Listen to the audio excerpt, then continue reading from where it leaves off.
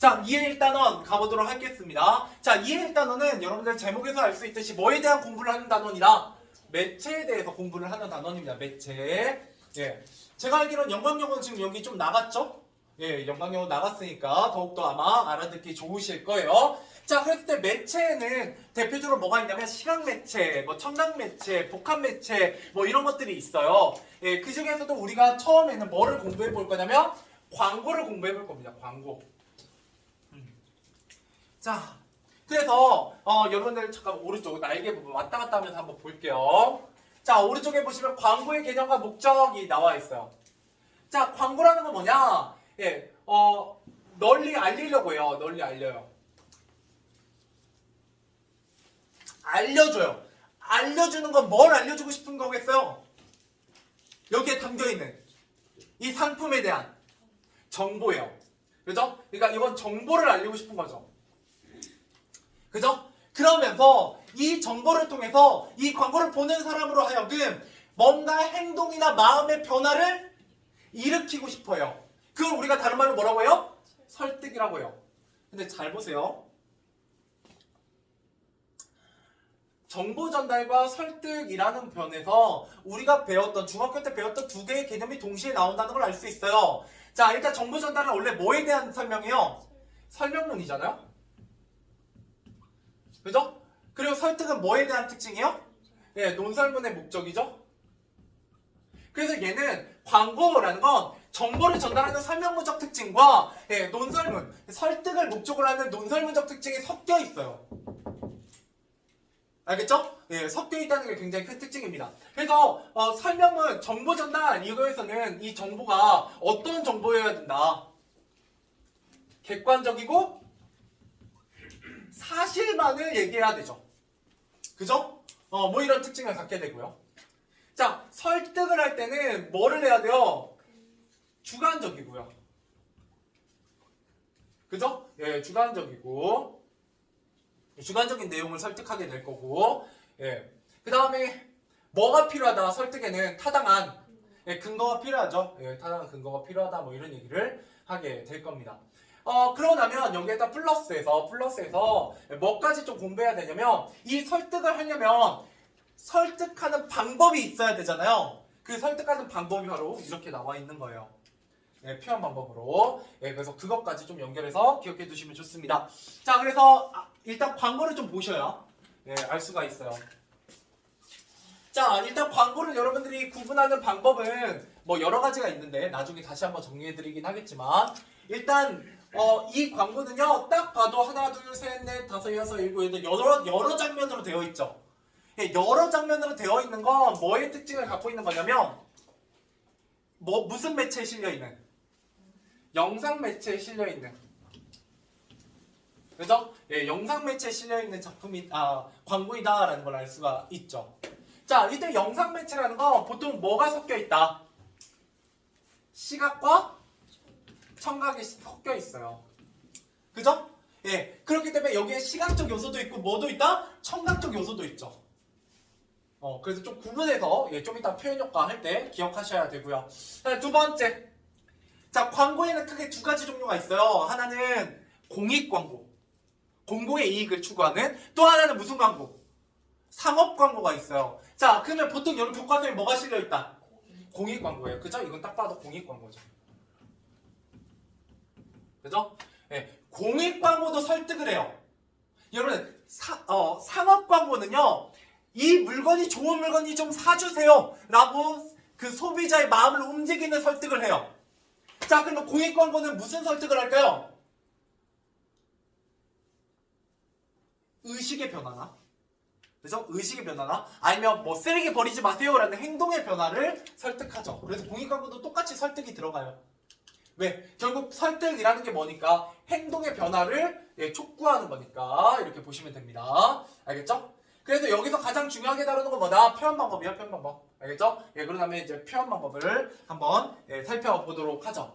자, 이게 오타가 아니에요. 예, 오타가 아니라 뭐가 쓰인 거다? 잃어버린 무엇에 대한 능력 이렇게 하고 그게 바로 뭐다?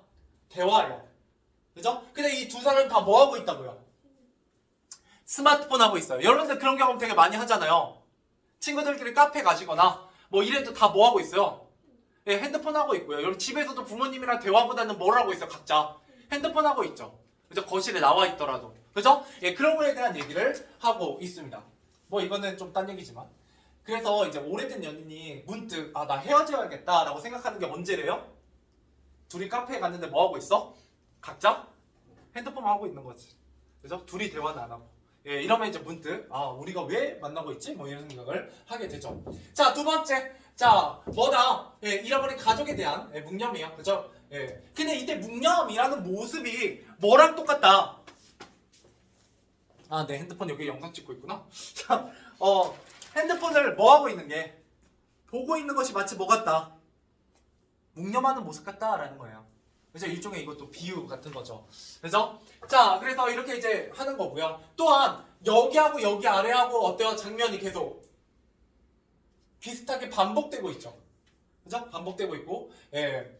자, 그래서 요 밑에는 열정. 그죠? 예, 응원하는 게 아니라 다 예, 핸드폰만 보고 있고. 근데 예, 이건 묵념 때문에 이렇게 한 거지만 실제로는 뭐 하고 있어? 만약에 좋은 저기가 있으면 다 자기 눈으로 안 보고 찍느라 바쁘지.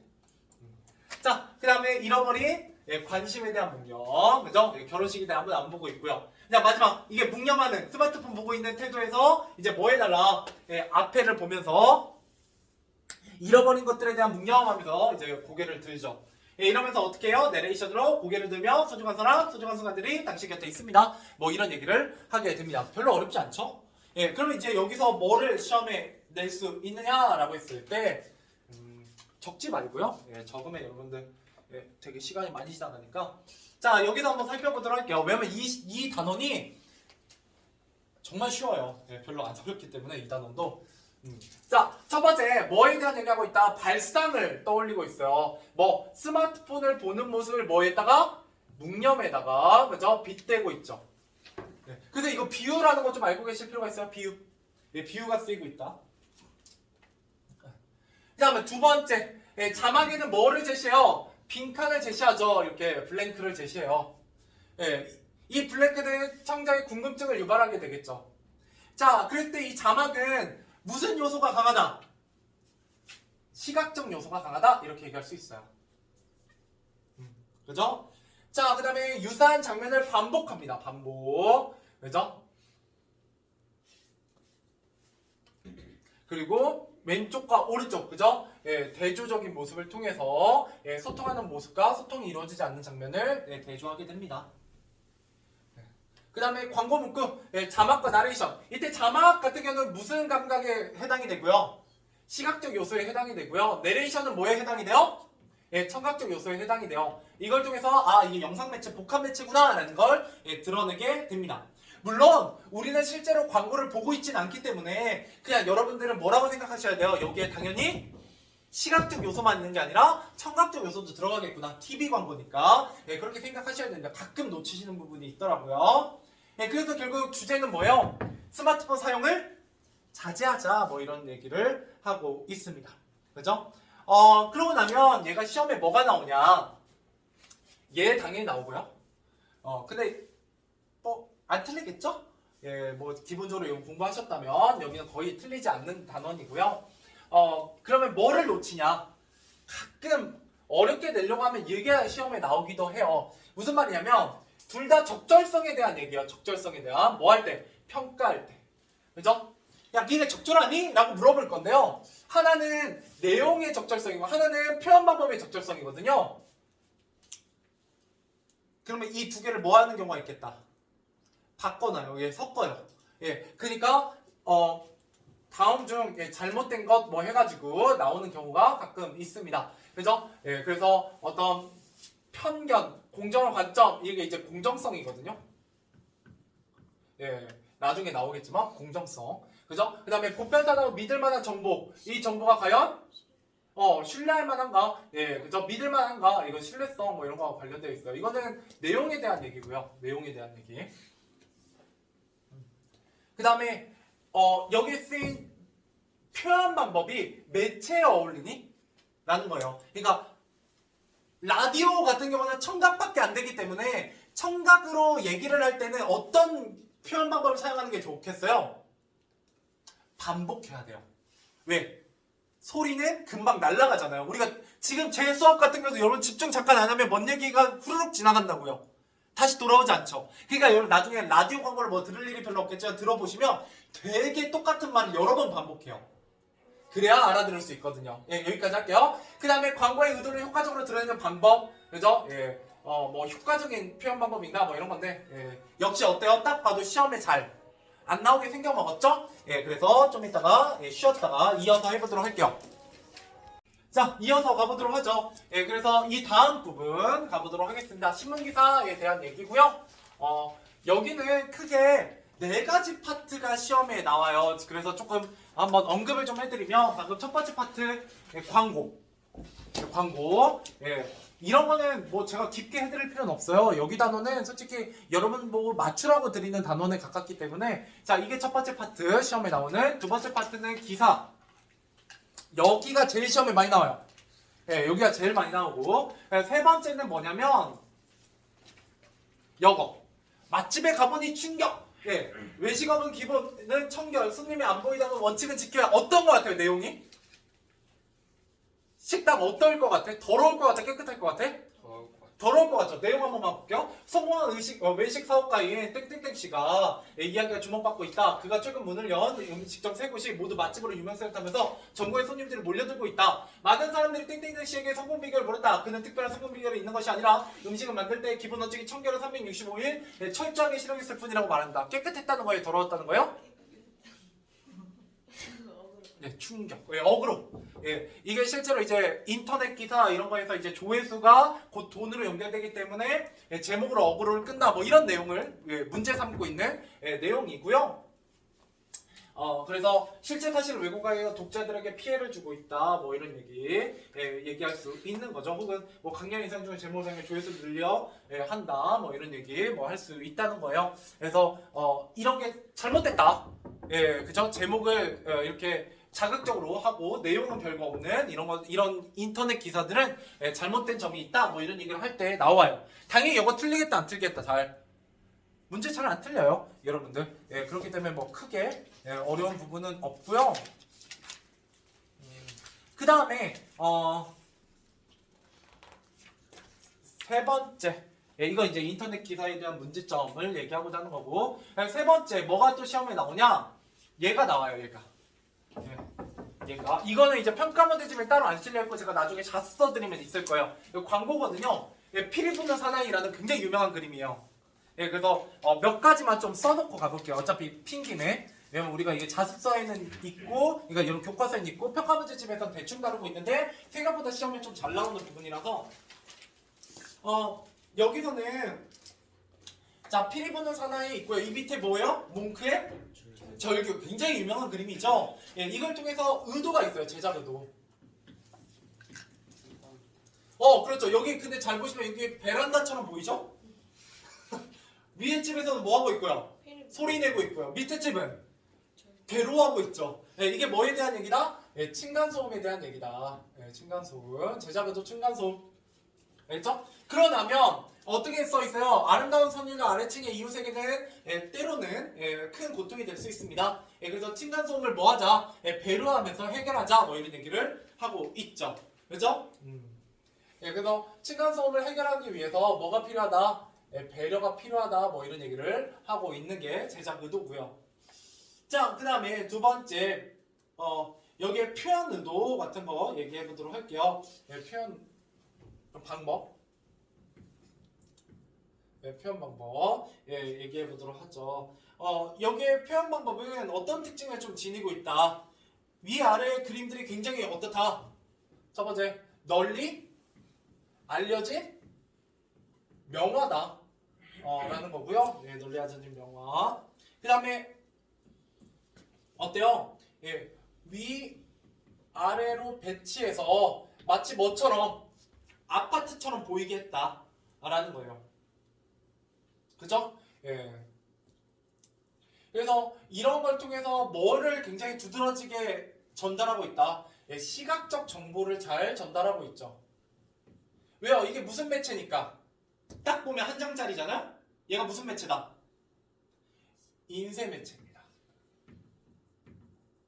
인쇄 매체. 예, 그래서 뭐 그냥 이런 거 보시면 돼요. 뭐 크게 어려운 내용은 그래서 없습니다. 근데 이거 말고 하나 더 있거든요. 예, 하나 더 있는데 광고가 그게 우리 교과서에는 저기에는 안 실려 있네요. 제가 나중에 자습서 드릴 때 한 번 더 설명해 드리도록 하겠습니다. 알겠죠? 이거 좀 보여드리면 이렇게 생긴 포스터. 이것도 공익광고 포스터거든요. 잘 안 보이죠? 그래서 이것까지 해서 있어요. 그래서 시험에 나오는 게 크게 네 가지 파트다. 첫 번째 TV 광고, 두 번째 기사문 우리 이제 배울, 세 번째 이 그림 인쇄 매체 광고, 네 번째 아까 맛집 충격하는 인터넷 기사, 이렇게 해서 다루게 됩니다. 자, 그래서 앞으로 다시 돌아와서 이제 기사 한번 가보도록 하겠습니다. 기사. 간단하게 할 거예요.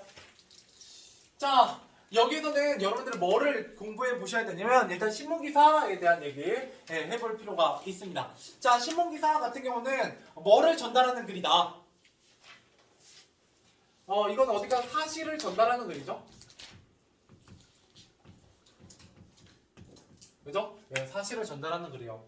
그러면 이거 100% 객관적인 글인가요? 그렇진 않아요. 이때 사실을 전달할 때요, 뭐의 의도가 반영되냐면 편집자의 의도가 반영돼요.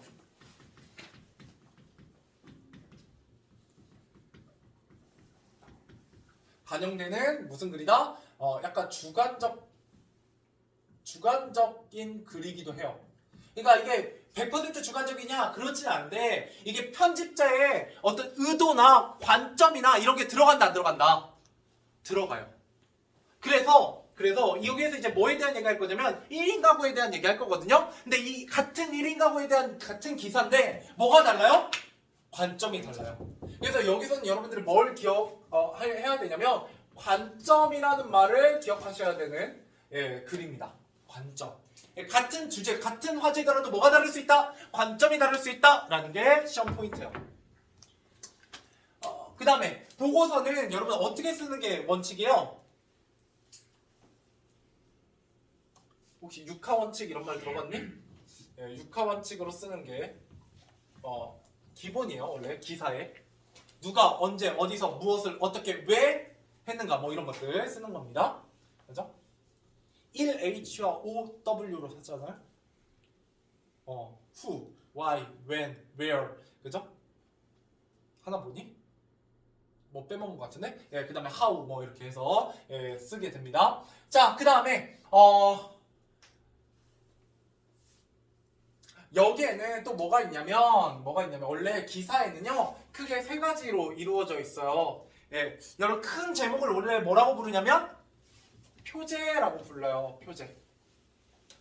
기사는 표제라는 게 있습니다.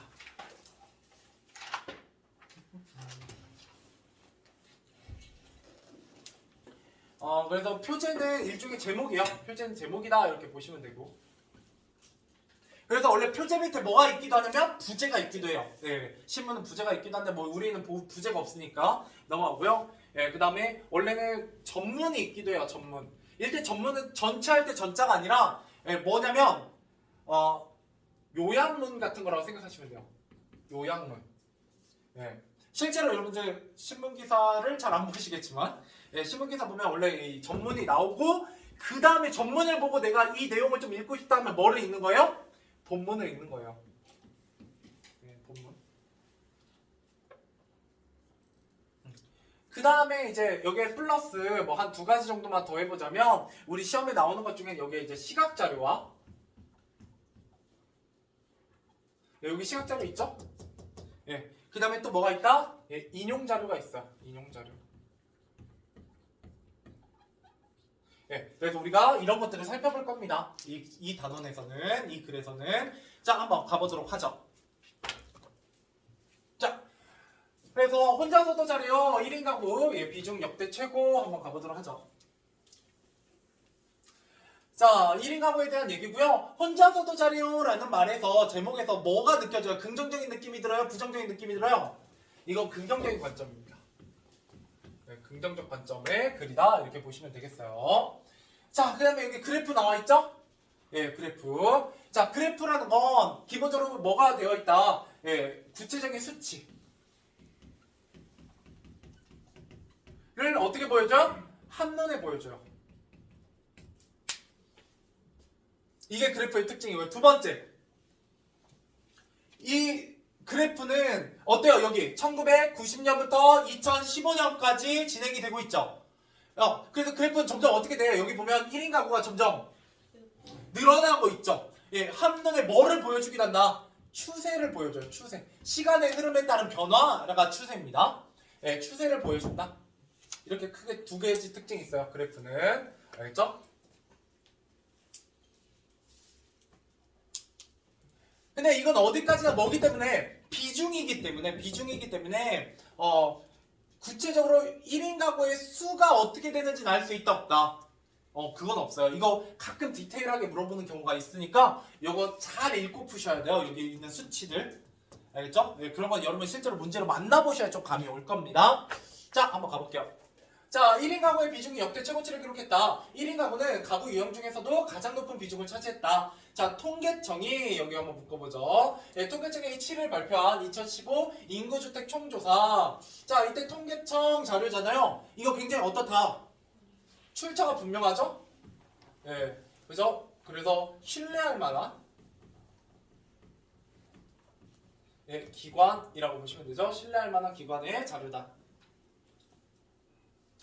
네. 그래서 2015 인구주택 총조사 결과를 보면 지난해 기준 1인 가구의 비율은 27.2%로 집계됐다. 자, 5년 전 조사한 1인 가구의 비율은 23.9%였다. 5년 동안 1인 가구는 99만 가구로 늘어나면서 처음으로 2인 가구의 비율보다 높아졌다. 그죠? 자, 연령별로는 40대 1인 가구 비중이 18.3%로 가장 높았다. 70세 이상의 1인 가구 비중은 17.5%로 30대의 뒤를 이었고 20대는 17%, 50대는 16.9%, 40대는 16.3% 순이었다. 1인 가구의 비중이 청소년층에서뿐만 아니라 고령층에서 높아지고 있는 것이다. 자, 까지 묶어보시면 어때요? 객관적인 수치. 수치 자료가 제시되고 있다라고 얘기할 수 있습니다. 일단 숫자 나오면 무조건 객관적인 수치예요. 네. 넘어가 보도록 하겠습니다. 자, 그러고 나면 이제 시각적으로 봤죠? 그래프? 그죠? 얘는 그래프. 그죠? 자, 그러면 이제 인용 자료가 나옵니다. 인용 자료. 네. 물론 이 총주택 조사 자체가 인용 자료일 수도 있지만 뭐를 좀 얘기하고자 하는 거냐면 그죠? 인용 자료는 그 총주택 총조사 같은 거도 인용 자료기도 하고요. 또 뭐도 있냐면 자, 통계청에 누가 하봉채 과장님. 그죠? 하봉채 과장님이 뭐 하고 있어요? 말을 인용하고 있죠? 예, 그래서 이걸 뭐라고도 얘기하냐면 전문가의 말을 뭐 하고 있다? 인용하고 있어요. 그죠? 예, 그게 인용 자료죠. 물론 총조사도 인용이에요. 자, 계속 가볼게요. 자, 경제활동 인구가 늘어나면서 1인 가구가 자연적으로 늘어난다 라며 1인 가구의 비중이 높아진 요인으로 뭐를 보고 있다? 이게 이제 시험에 나오는 부분인데 자, 1인 가구가 높아진 요인으로 뭘 들고 있다? 여성의 경제활동 참여 증가, 대학생의 다른 지역 유학 이런 걸로 1인 가구의 증가는 어떤 거다? 굉장히 자연스러운 거예요 라고 얘기하고 있어요. 그죠? 자연스러운 거니까 긍정적인 거죠? 뭐 부정적인 건 아니잖아요? 자연스러운 거다 라고 얘기하고 있다고요.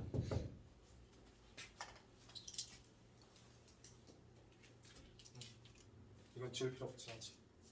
됐죠? 이게 다예요 내용. 뭐 공부할 건 이 부분밖에 없어요. 이 부분하고 이 부분 정도 밖에 없습니다. 자, 넘어가 볼게요. 자, 다음 문답입니다. 자, 혼자 살아요. 자, 혼자 살아요 라고 얘기하는 건 약간 어떤 느낌이 드냐면 위에 혼자서도 잘해요보단 비교적 긍정적인 느낌이 좀 덜하죠. 예, 혹시 혼밥 못 하시는 분 있어요? 예, 요새 우리나라는 이제 많이 그래도 혼밥 같은 걸 많이 잘 하는 분위기로 바뀌고 있지만 아직도 혼밥 못 하시는 분 되게 많잖아요. 왠지 좀 찐따 같아서 그죠? 뭔가 좀 남의 눈초리에 눈치가 보여서 그래서 우리나라 아직 그렇기 때문에 혼자 살아요 라고 얘기하는 게 그렇게 긍정적인 느낌을 주지 않는 제목이다 이렇게 보시면 됩니다. 자 역시 똑같이 통계청이에요. 예, 2015 인구주택 총조사 똑같은 자료죠? 예, 똑같은 자료에 따르면 지난해 기준으로 우리나라의 가구 유형 중에서 1인 가구 형태 가장 많았다. 1인 가구는 520만 가구로 전체 가구의 27.2%를 차지했다.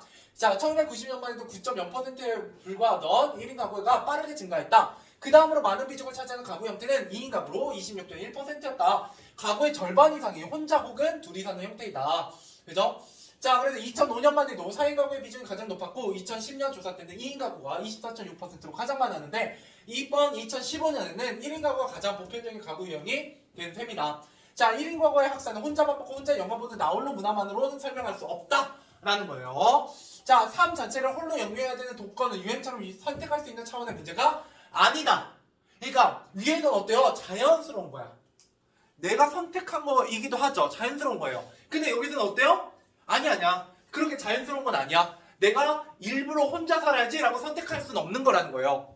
자, 그럼 뭔 말이냐? 통계청은 1인 가구의 증가 원인은 혼자 살 수 있는 능력을 가진 인구가 늘어났기 때문에 분석한다. 자, 여기까지는 뭐예요? 이거는 공통된 분석이에요. 이거는 가하고 공통된 점이에요. 똑같이 생각하는 점이에요.